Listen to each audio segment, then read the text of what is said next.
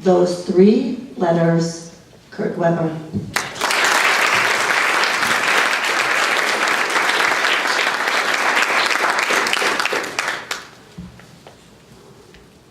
I need to start this evening with an apology. As I stand here before you, you should have my undivided attention. Admittedly, though, I'm somewhat distracted. There is an amazing event taking place tonight. Undoubtedly, one of the most exciting things that will be happening this weekend. Madam Contest Chair, fellow Toastmasters, and guests, you guys know what's happening this weekend, right? Down in Houston, Texas? That's right.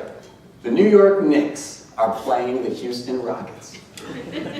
I am an avid basketball fan, and always have been.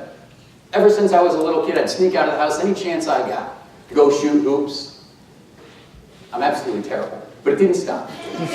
And it didn't stop me from trying. It didn't stop me from trying to watch every game that I could, and I'm still the same way today. I'll watch professional, I'll watch college, I'll watch high school if given the opportunity. And this lifelong love of the sport of basketball, this is where our story begins. It's the spring of 1993. I'm a sophomore in high school, and I'm having an animated conversation with one of my very best friends about the upcoming March Madness basketball tournament. You know, the one where all the best teams in college come together, they battle it out to see who's number one. At the time, I've got an affinity towards the University of North Carolina. So I'm making the case as to why they're the team to beat. I get all fired up in the conversation. It ends with something like, and when they win, I will shave my head completely bald, except for the three letters UNC across the top. Well, wouldn't you know it?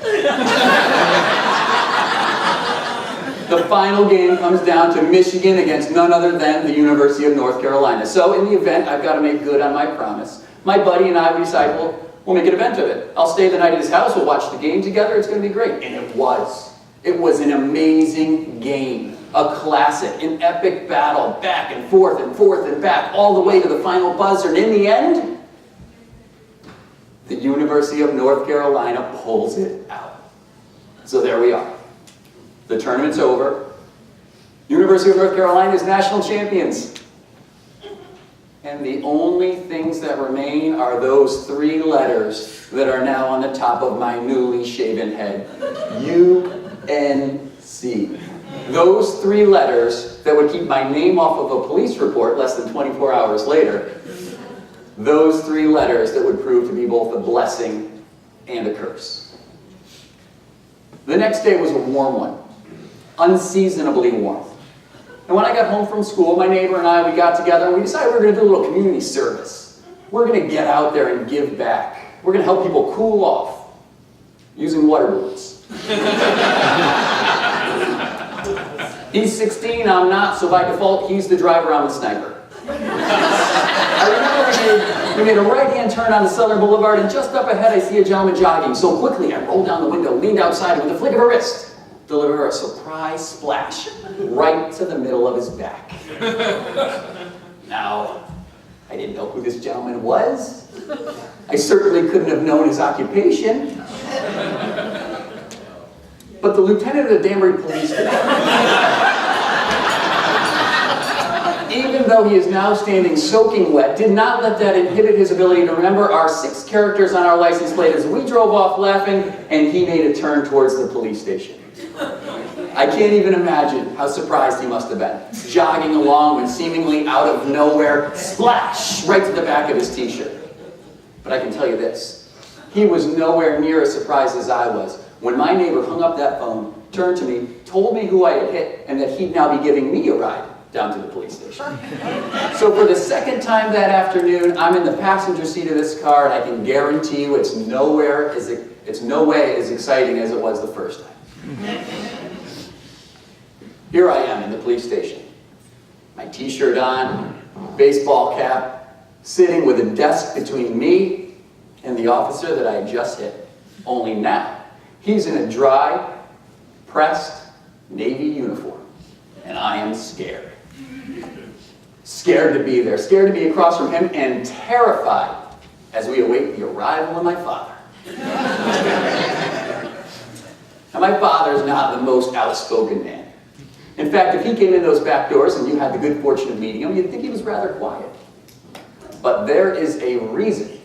My mother's favorite line when disciplining was, "You wait until your father gets home."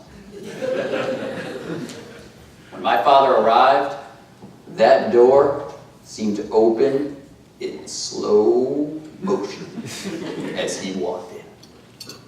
There's something you got to know about my dad. He's got this pet peeve when it comes to hats. And not hats all the time. Just when they're worn in what he deems to be an inappropriate place. At the dinner table. Actually, pretty much any time you're inside of a building. But most definitely when you're in the office of a police officer. It's now late in the day, and this is the first time he's setting his eyes on me, and he turned, and in a stern voice with his teeth clenched and his lips drawn tight, he said, "Take the hat off."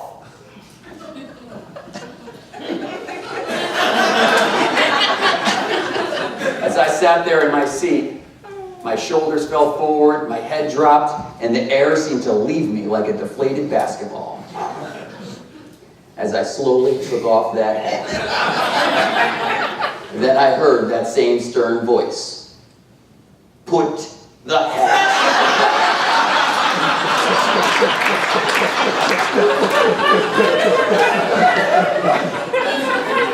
It was right there that police officer realized there was nothing he could do to me that was worse than the punishment I had waiting for me. Not this, Jim.